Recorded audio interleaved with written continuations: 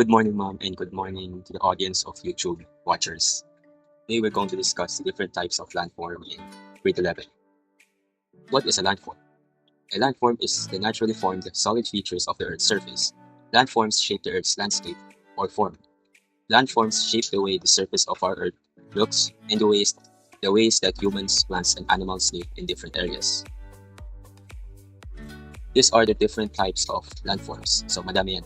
Madaming types of landforms i-discuss natin. First one is the canyons. So nakita niyo naman sa picture, canyons. The canyons are a deep, narrow passage bounded by steep cliffs on both sides. Canyons are like valleys but with much steeper walls. Canyons form due to erosion by running water. The running water may be seasonal or only flow for a few months of the year or flow year-round. So, nakita nyo naman is yung canyon is masyado siyang steep. Dahil parang valley lang siya. Okay, next is the caves. The caves, so yung caves yung yan, parang dark siya. Caves is a naturally formed underground chamber below the Earth's surface or on the side of a hill or cliff. Many caves are formed by erosion. Caves can form when slowly seeping groundwater dissolves buried rock, leaving behind hollowed-out caverns. For example, the rock limestone dissolves when in contact with mildly acidic groundwater. Erosion can also form caves when waves carve sea caves into cliff sides.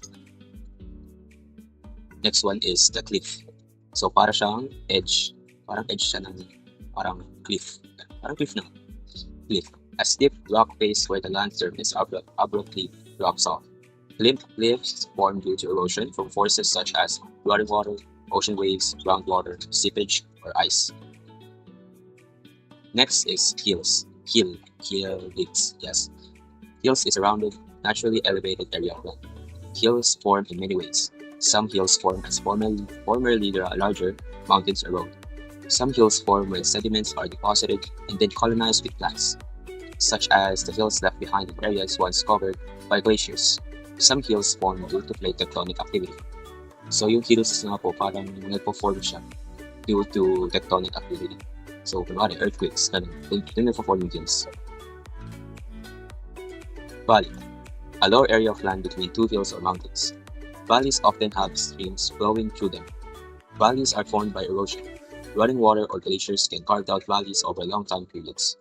Flowing water tends to cut V-shaped valleys, while glaciers carved out U-shaped valleys. So kapag flowing water, parang V-shape lang siya. Pero kapag glaciers, nag-carve out siya ng U-shaped mga valleys. Volcano. A mountain or hill with a crater through which lava is projected. Volcanoes typically form due to plate tectonic activity, which can allow the molten rock to reach the Earth's surface. The buildup of solidified lava forms a cone with a crater.